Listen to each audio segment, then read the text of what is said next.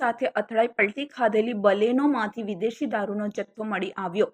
Car ચાલક ફરાર. બદલતા ભારત ન્યૂઝમાં આપનું સ્વાગત છે.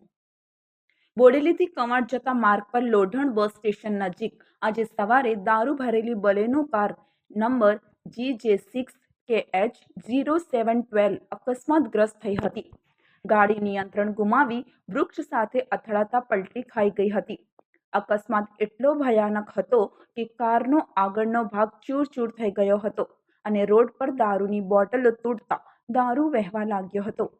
મોડાસર ચોકડીથી આશરે 2 કિલોમીટર દૂર બનેલી આ ઘટના એવા માર્ગ પર બની છે જે દારૂની હેરાફેરી માટે વારંવાર ઉપયોગમાં લેવાય છે અને બોડેલીને કવાંટ સાથે જોડો છે.